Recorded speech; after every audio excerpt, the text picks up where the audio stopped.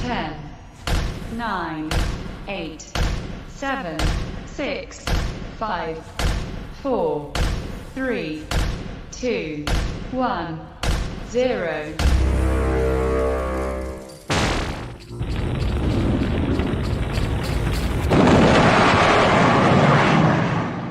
Hello, everyone, and thank you for joining me. This is Michael Voss, the Dragon of the Southern Tier, here with you today on the No Soundbites Allowed podcast. And today we have a very special guest I'm very happy to have on with me again, Lily Tang Williams. Now, for those of you who don't know, I interviewed her back in 2016 when she was running in the state of Colorado for the Senate, and she did well. She actually got over 100,000 votes, I believe it was, and took third place in that race. It was a very big race. She has had a lot of attention nationally, and rather than me tell you more about her, let me introduce Lily Tang Williams. How are you, Lily? I'm doing great, Michael. Thank you for having me again. It's good to hear your voice. Always good to hear you. And by the way, folks, just to let you know, the connection is not perfect. So I know Lily sometimes has trouble hearing something I'm saying to her. We're doing it over the phone because she is in Colorado. So if we have to repeat, that's why. But you can hear me okay so far, right, Lily? Yes. Not too bad. Okay, good. And I'll try and tweak it on my side as we go. Let me first start off, Lily. Your story is incredible. A lot of people don't know about this. I've tried to get the word out, and I hope to get it out even more with this, but you have a unique perspective on America. Can you share that a little bit with everyone who's listening for the first time? Well, if people don't know me, I would like to tell them I grew up in South China. I was born just right before he started the Great Cultural Revolution. I was born in Chengdu, Sichuan province. My parents worked for state factories 6 days a week. We had to live on food rationing coupons. So my childhood memory was basically hunger. You just could not have enough food to eat. And of course, we live in a community housing provided by my dad's state factory. If people don't really know what poverty means, I can tell you, just imagine 8 families living in one community courtyard, share one bathroom, and one for men, one for women, and we share one water faucet. Sometimes water is gone, run out, so you better store it. That's what my dad did, and built a big container made from concrete and store the water. And by the time I went to school, it was all government indoctrination camp style. We chant every day, we march every day, we sing red songs every day before we start to do our, math and Chinese language and studies. So imagine you do that for continuously 7 years, and the years after that, I was so brainwashed, and when I look back at my life, it's like, I was just little slave.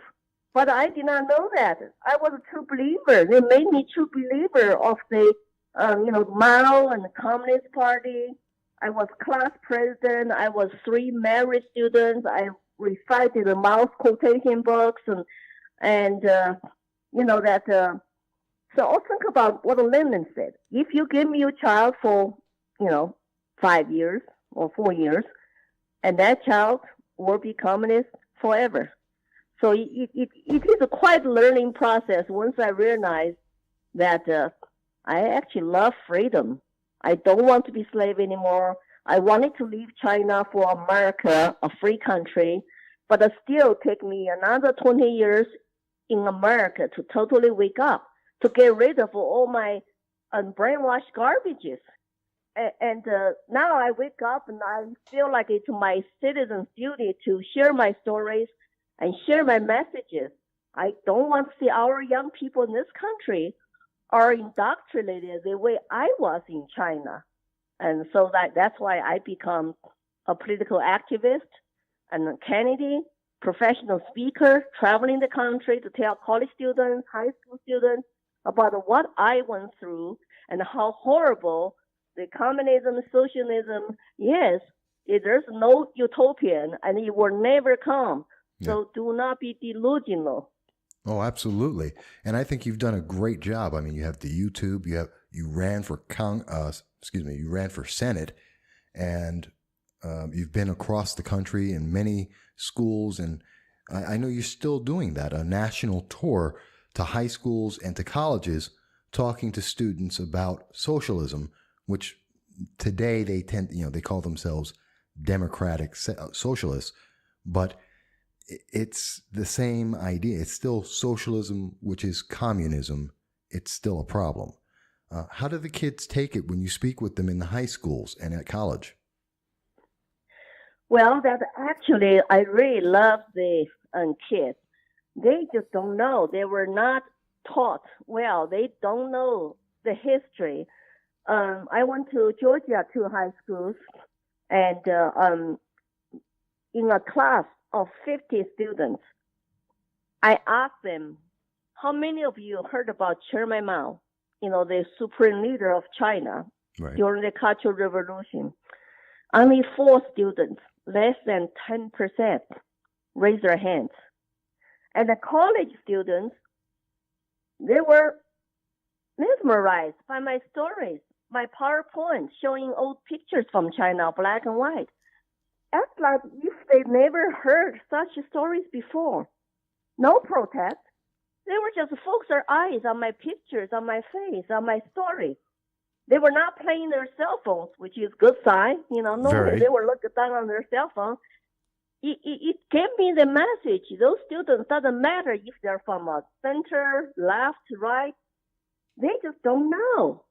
I feel sorry for those kids because in order to be an independent thinker, a very well-informed, educated American citizen, you need to listen. You need to learn all the history, the real history. You need to judge, to say which side makes more sense, which side is right, and what truly happened, the facts and the data. But they're not getting that whole picture. So when by the time I showed up, some people would tell me, "Oh, you're first Chinese speaker who lived through communist China came to our school to tell us, you're the best speaker we had." Because my message is not partisan. I don't talk about partisan politics.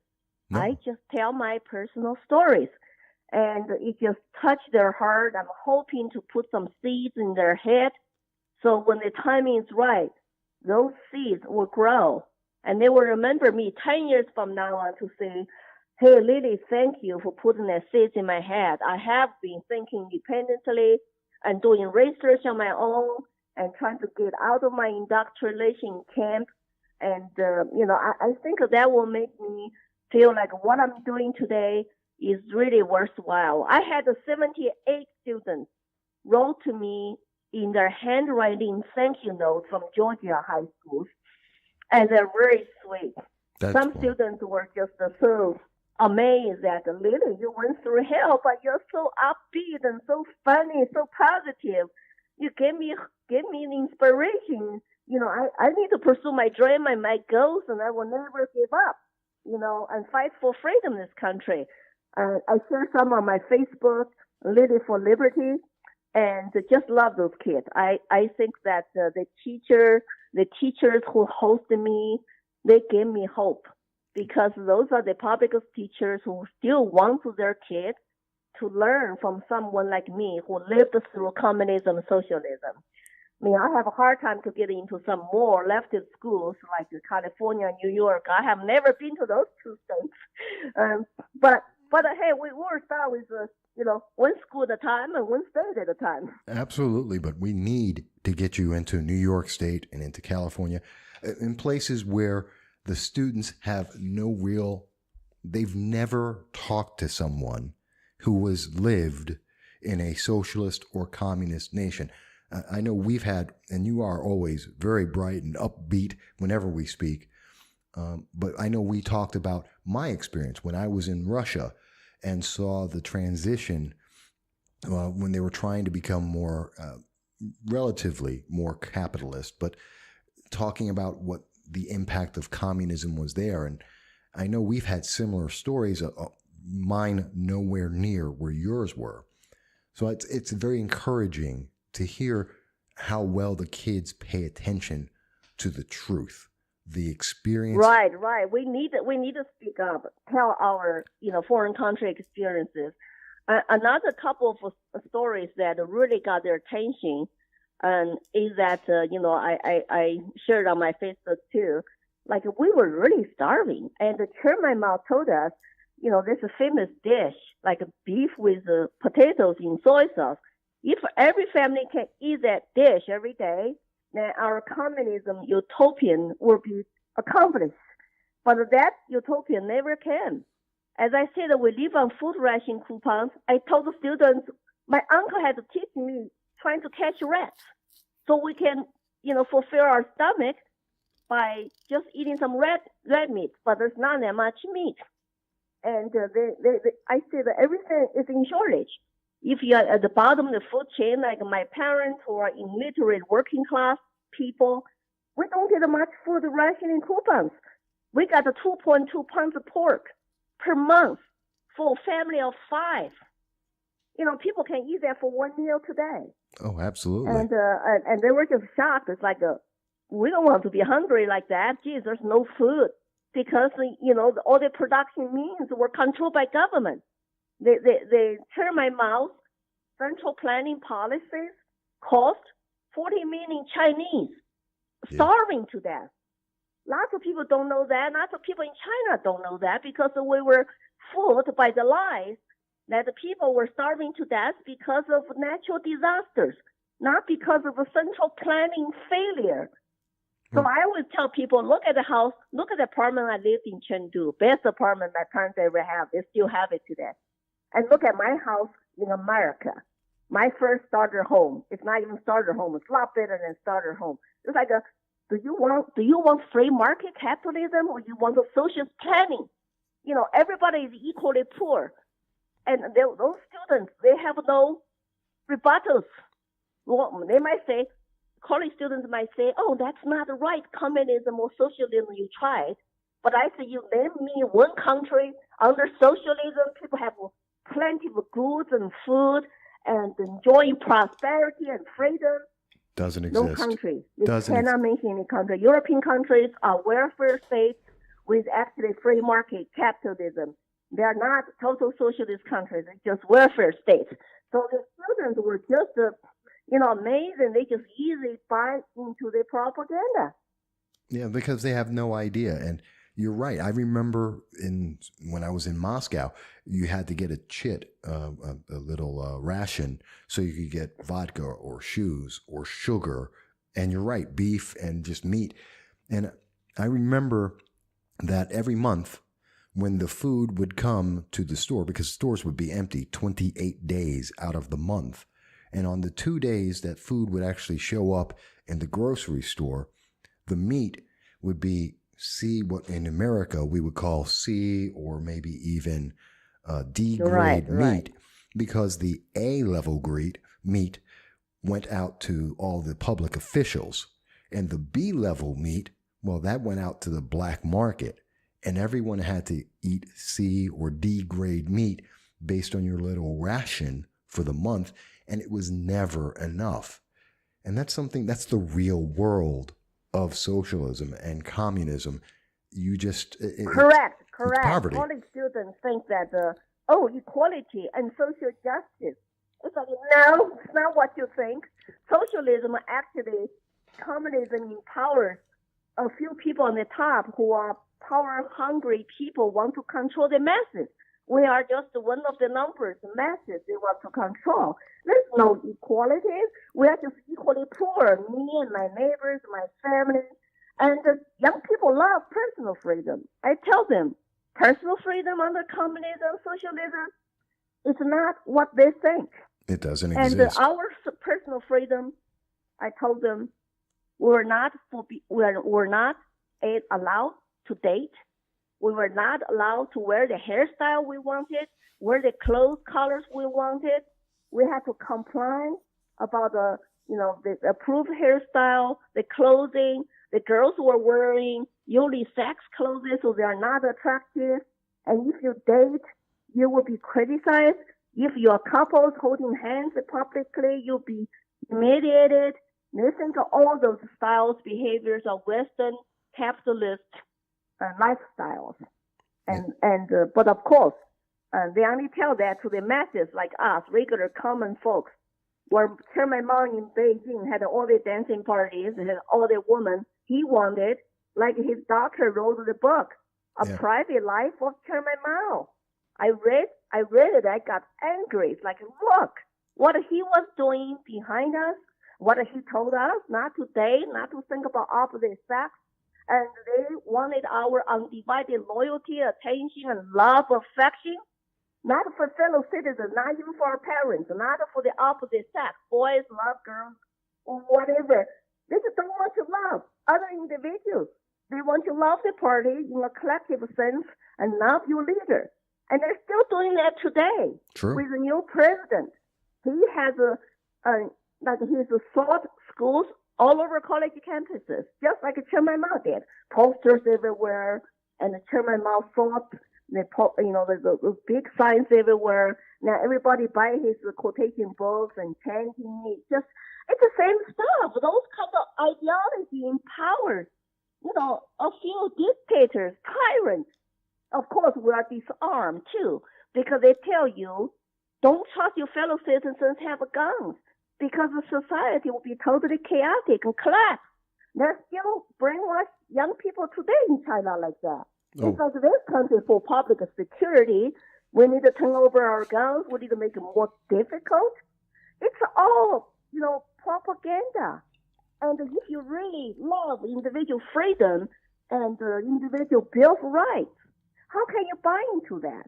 That's another thing, Michael. Our kids don't understand our founding fathers' document, Declaration of Independence, and the Constitution. Those two documents brought me to this country. When I was in college, I met a college student from the United States. He showed me the pocket Constitution, read to me those sentences, and I had never heard those concepts before. All men are created equal. You have a natural right given to you by your creator, by your God, not by your government. I mean, that just saved my soul. I woke up from those sentences and because, I thought, geez, I'm just one of the billions and, masses, never thought about I would have an individual right that is not given to me by my government, by my leader, Chairman Mao, or Deng Xiaoping, or new leaders today. Well, so people need to know, what the founding fathers intended for this country to be. Absolutely. And the civics is not taught in colleges, in high schools. Lots of people have no clue. I'm an immigrant from, China. I know better about founding fathers' documents than lots of Americans today. You really do. Sad.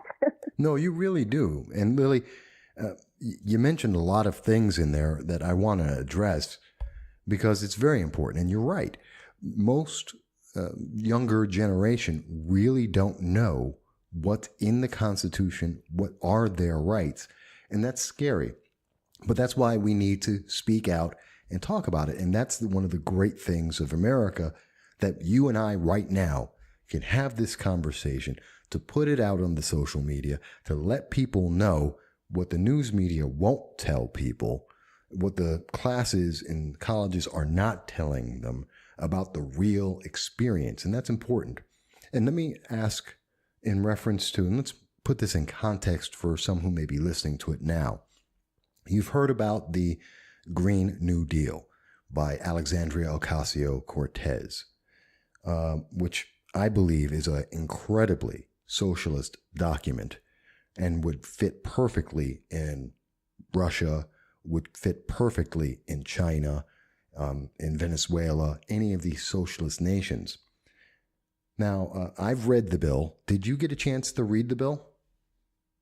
Not yet. I only read some articles about her proposal, and her Democrats colleagues are behind it.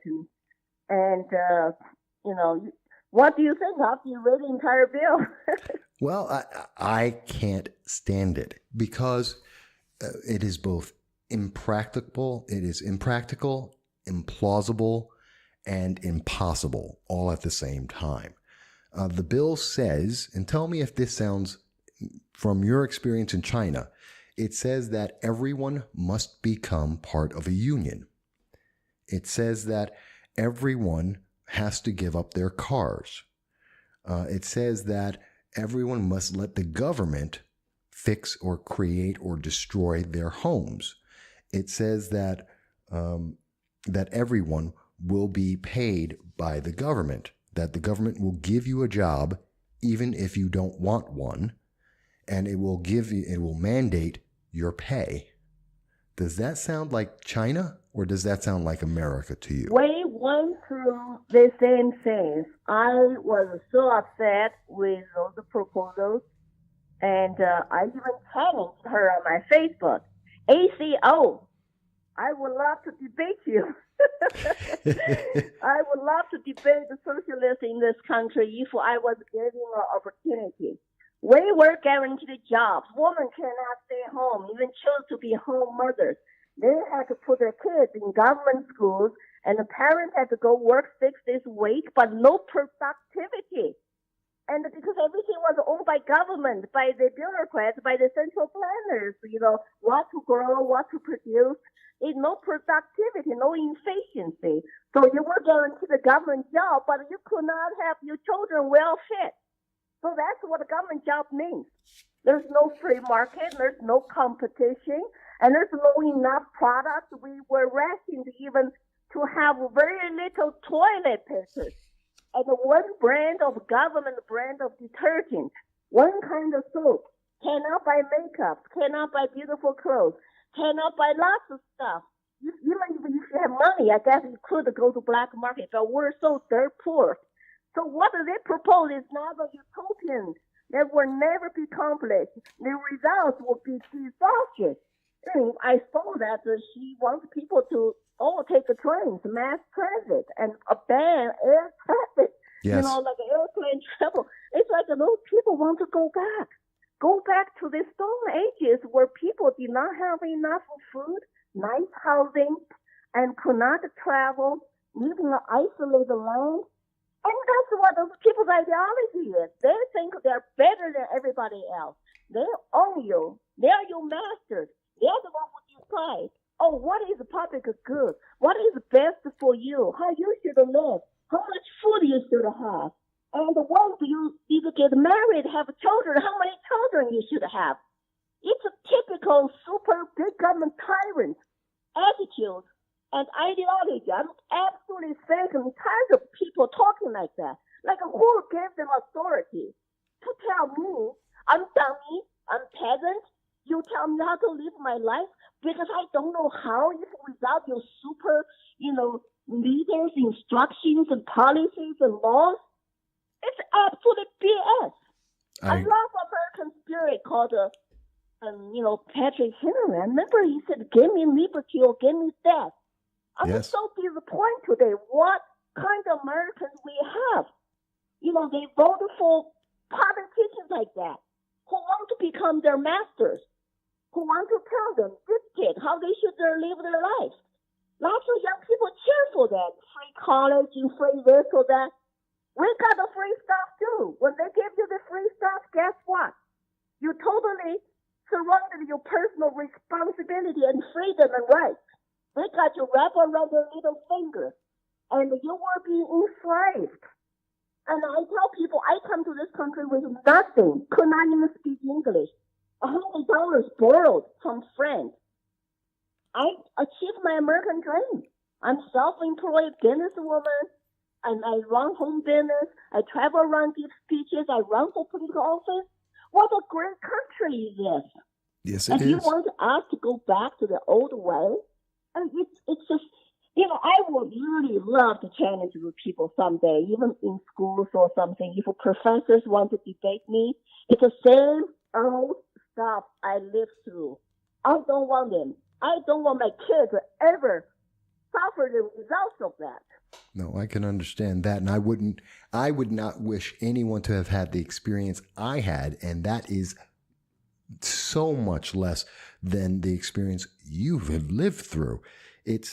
And I notice every one of the socialists, these democratic socialists like Bernie Sanders, Alexandria Ocasio-Cortez, many of the others, these are people who never actually live in a socialist nation.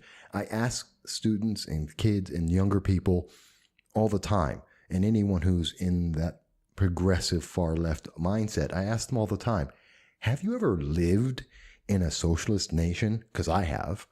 And they always go, no, but it should be great. It's like, have you talked to anyone who's ever lived and left a socialist nation? And they always say, no, why would I? It's like, well, then get the real answer, which is why we're talking today, Lily, because it's the real answers. And I thank you for that. Let me ask you something. The news is just coming out today. You may not have heard it yet, but there was, in 2018, there was a red flag law that they tried to pass in Colorado. And the Republicans shot that down and it did not pass. But as of today, I know that in Colorado, the state legislature, they're trying to pass the red flag law. Last year in New York State, actually this year in January, we just passed it. It is, I feel, red flag laws. I've done 8 months of research on this. It is one of the worst things that could possibly happen. It destroys due process, in my opinion. What do you think of it? I know about it. It was out yesterday, and I'm a very strong believer of Second Amendment rights. I think that all the mass shootings in public schools, and give them an excuse to come out to say, hey, guns are dangerous. And though some people are dangerous, so we need to take the guns away proactively. You know, unfortunately, lots of Republicans and even our President Trump kind of support that. I don't know what is the compromise the NRA has made over that. But for me, you know, Constitution is the supreme law of the land.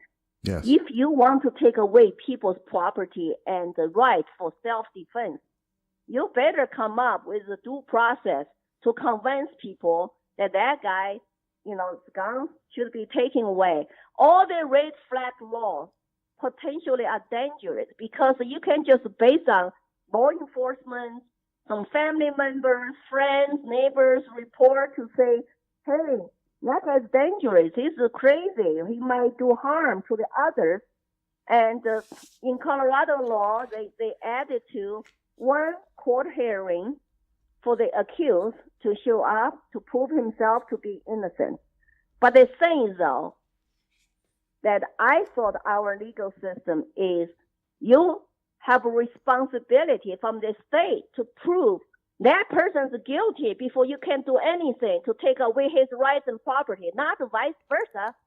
True. You know, and there already been cases in Maryland, some other states, people get killed when they just show up at somebody's house and want to take away their guns, and the people will fight back, then get the innocent to be killed. Even law enforcement will risk their lives to do something like this. I think that, of course, we believe some of those people might have good intentions, or we just get to the guns before those people kill others. But the thing is, where is the due process?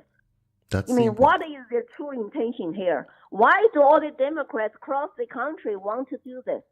You know, even somebody who's accused to be mentally ill or dangerous still needs to go through entire due process to prove them. You have to prove them they are bad, they're guilty before you take their gun.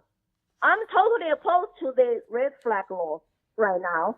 I have not seen anything there to emphasize it is a state job to prove that person is a criminal, is guilty of something before you take their guns rights away. So that's our fundamental system. It's called the rule of law.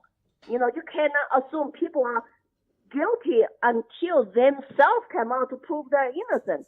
How can you prove yourself innocent against a huge government machine and then corrupt it with all those bad stuff in it? Like, everybody turns into state now to tell them who is bad guy.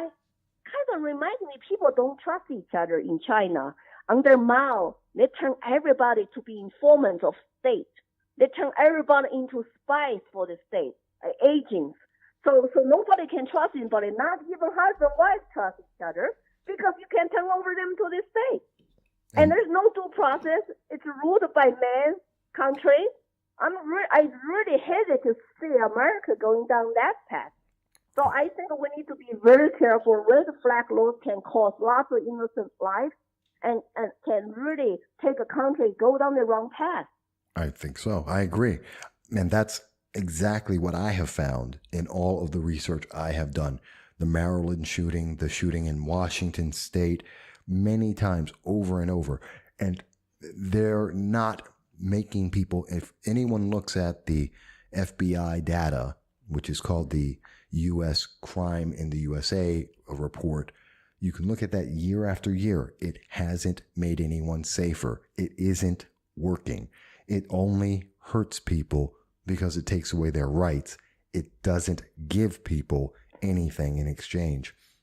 But I wanted to get your opinion, both as a woman and also as an American and also someone who's had the experience overseas of living in socialism, to see it's one thing for me to say it, but it's also much more powerful to hear you say it.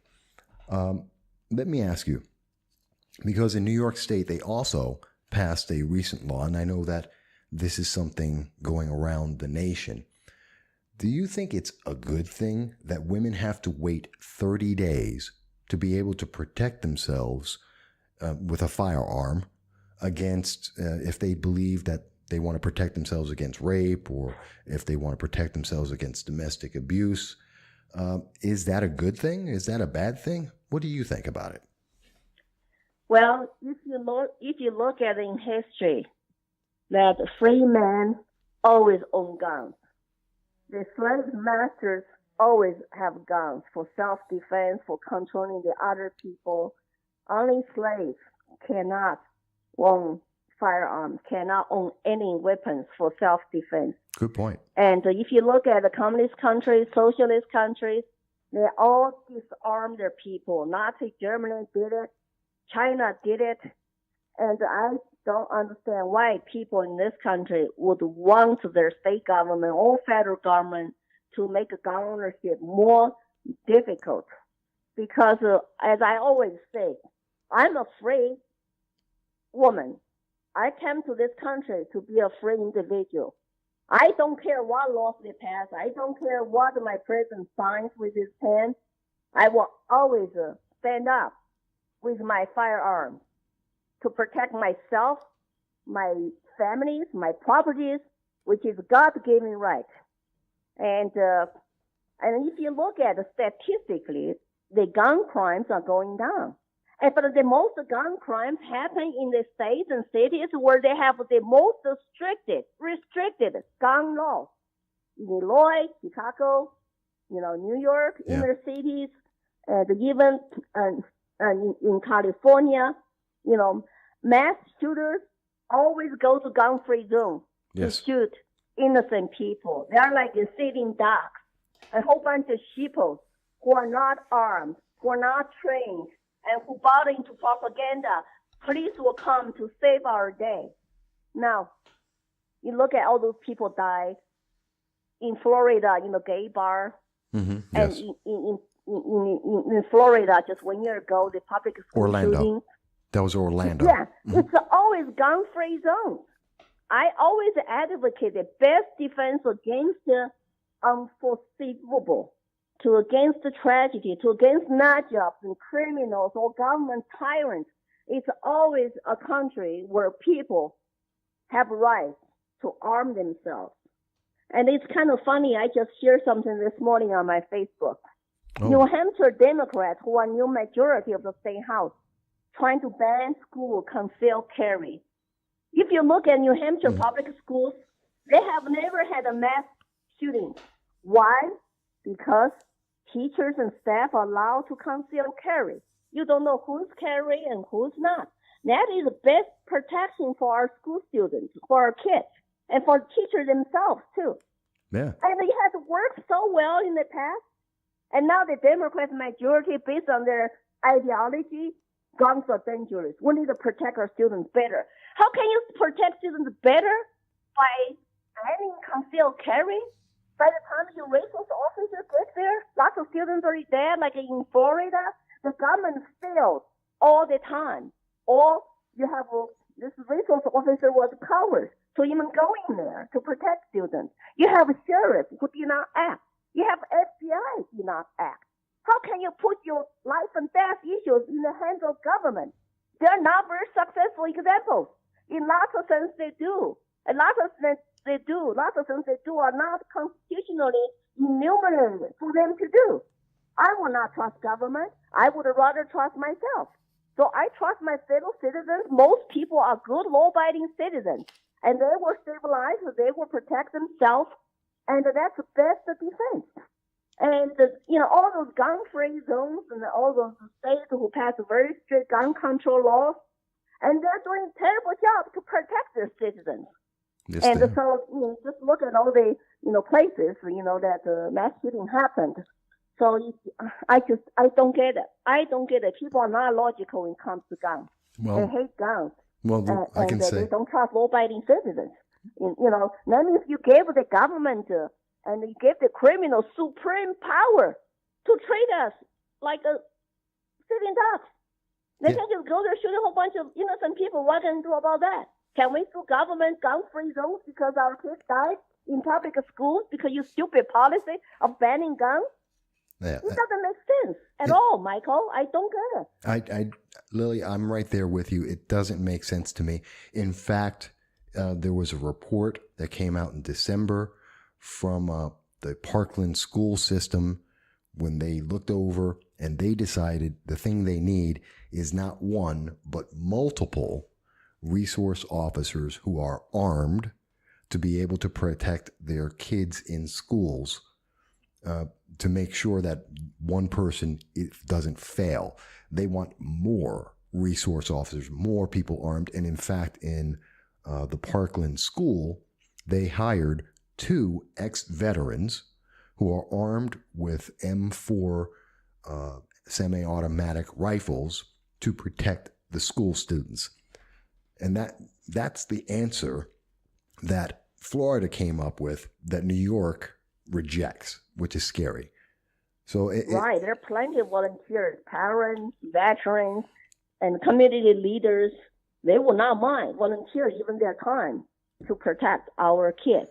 If they were given the opportunity, but some schools will not even want them. I read something in Baltimore. The Baltimore City Council voted even police cannot carry guns inside of schools. I mean, is that crazy? That makes Police sense. are well trained. I mean, how do you expect police officers protect students from mass shooters? Use sticks, use rocks. Like some school are training teachers, students use sticks and rocks.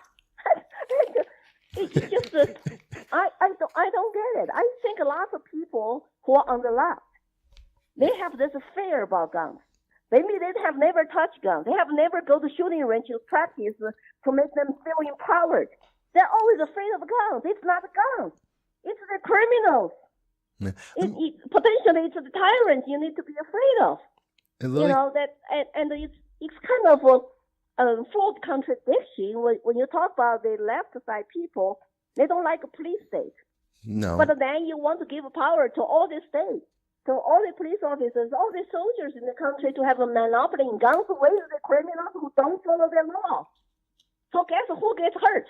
Law-abiding citizens like us. Always. We will not do harm. We will not go kill people, but we will follow the laws. So we're the one who get hurt, who lose our rights in the process. Every single time, and I agree. And by the way, I should ask, because I don't know for sure, how tall are you, Lily? I'm a very small person, 5'1", Okay. 124 pounds. Now, That's my best leverage to protect myself against the 1 or 2 or 3 guys. Well, It's my weapon. That's what I was going to ask. How am I going to defend myself or my family? Yeah, and I know you can fight. You are a firearm owner, and I know that you have gone to the range, and you're an example of a woman who would, depending on the situation, not that you can't fight, but to give yourself a fair chance in most any unknown situation, you can fire. You fired the AR-15, haven't you? Oh, yes, I'm trained. I'm fired. The reason I got my AR-15 2013, it was right before the Colorado's law of banning magazines become effective. So I had to go get my AR-15 with regular magazines without limitations in order to grandfather in. And I posted my stand-up portrait with my AR-15 in 2015 when Obama was about to sign more gun control laws. Yes. So I posted my portrait. My husband took it in our basement. I was wearing my son, who is Air Force, his Air Force pants and boots. I just want to send out message. It's like, I'm from China. I never touched guns. I was never allowed to own any guns. And now you want to disarm me in this country. Some people are naive, think, oh, you don't need an AR-15, you just need a handgun to protect yourself. Well, how am I going to use a handgun against a group of invaders? And how am I going to use a handgun to fight tyrants if they all become, like what happened in Tiananmen Square? Yeah. Or fight the looters in, I think Louisiana during the Katrina. And you can't, No. That plus, my rights are not limited to handguns per Constitution. I just have the rights. I use whatever I want to defend myself. Sure. Do government ban their magazines? Do criminals limit their magazines? Do criminals have a waiting period when they want to go kill somebody? They should know I'm going to wait for 7 days per law. That's BS. They don't wait. Rapists don't wait. No, the killers don't wait. You want the law-abiding citizen to wait to buy their self-defense weapons? And it just, I don't understand. It's like, I think people need to be really sick hard to wake up in this country. Oh, I agree. And that's why I wanted to bring it up, because a lot of people say, well, it's too powerful and no one can hold those and you can't. I've actually heard people make these arguments to me that it's too powerful and that a person can't control that and it's a machine gun. And I'm like, no, it's not. And take away my military experience, and that's why I wanted the example. You're shorter than I am, a little bit lighter than I am. So there you go. And you can do it. So that argument that it's just too powerful and no one can control it is a lie. It's just a lie. And there's no better proof than to have that example as you have just made. Let me ask you. I think people should recognize there's some of the people's true colors. Maybe regular Americans will support gun control, they mean well, but the radical leftist leaders, I think their intention is clear. You heard about their rhetoric. They want to disarm people, and they want to have a power over you. Yes, they definitely. Think about 1.4 billion Chinese today in China cannot do anything. You got 1 million people go to concentration camps. You have Falun Gong prisoners who were used as a fresh organ donors without consent. Basically murder them in order to get their lives fresh organ donors. And the people ask me, why can't Chinese just put up with it? I say, well, what do they have to fight back? They have no weapons.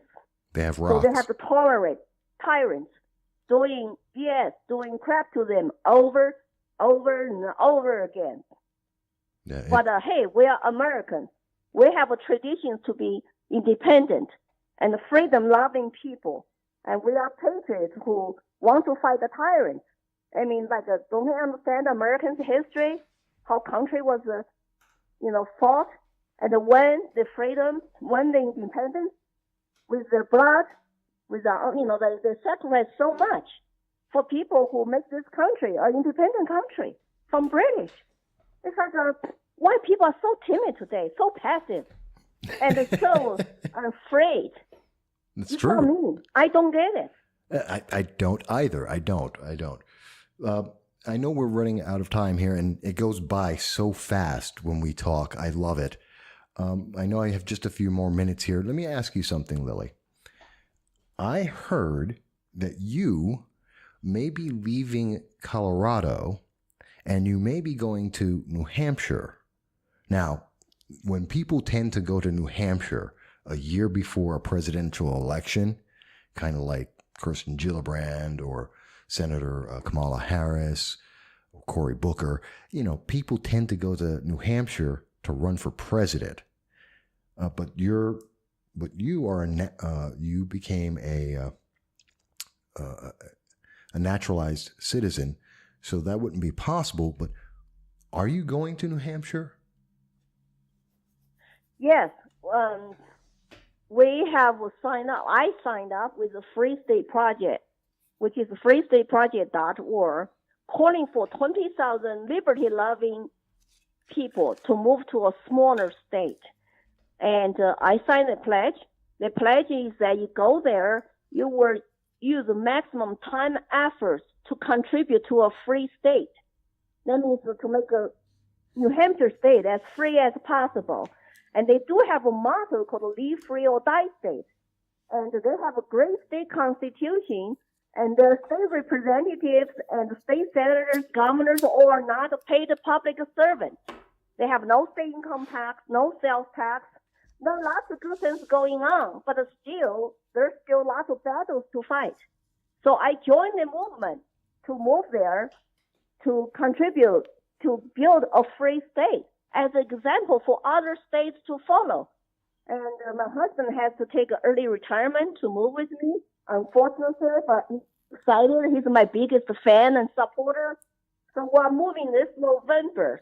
I was born in China. I can never be eligible to run for president. True. But I can run for anything else. True. There's nothing stop me in order for me to share my messages at the national stage on main media. My goal is really to tell my stories, to wake up Americans. My nightmare is that this country is going down socialist path, and my children, grandchildren are not going to live in a free country. That's why people always say, Lily, why are you so passionate? Why are you running? I said, because I hate to see the country I love becoming the country I left. I feel like this is my duty. I suffered 24 years of my life in order to do this today. It's like a destiny. It's a mission calling. So I moved there to be politically active, and of course continue to run our home business. And New Hampshire is beautiful. People are very nice. There are lots of independent-minded people who don't like politics, but they know what they want. They want government to leave them alone. They want government not to bother, to take away their rights, their guns, and their freedom. There's a hope. I'm hoping that I can contribute to that. Oh, I'm sure you will, without doubt. And I'm looking forward to the race to see Lily Tang Williams, Senator of New Hampshire. I called it first, folks. I'm looking forward to that. I hope so. It's a long-term goal, so you might take 10, 15 years. Well, that's all right. That's not that long. We'll look forward to it. But I know we're just out of time now, but let me ask Lily one final thing. Is there anything else that I may have missed, or something that we didn't get a chance to speak about? Any final thoughts from that you wanted to share? I want to ask you viewers, you listeners, to share my stories, to share my messages by going to my Facebook, Lily for Liberty, Lily 4, Lily for Liberty. I'm pretty active every day to post something, and also Twitter at Lily for Liberty. And so just follow me, share my stories. And I'm busy right now, making professional speaking engagements and moving, packing, work on the houses. And So, but I think once I settle down in New Hampshire, and I will have a lot more political activities. Yep. And so please follow me and feel free to write to me. I appreciate you and like and share my stories. Well, Lily, I expect that you will get a lot of people to get in touch with you. I recommend it, definitely. I've always enjoyed speaking with you. Again, that's Lily, Lily, only one L, the number 4, Liberty, the word liberty. Please do contact her. I look forward to seeing more from you and speaking with you again. And once you move up, you're not going to be too far from me. We'll try and meet up one of these days and do something live together. Sound fun? That'd be great. That'd be great. Yes. And thank you for having me, Michael. You have a great day and a great weekend. You as well, Lily. Thank you to you and all your family. All right. Bye-bye. All right. Bye-bye.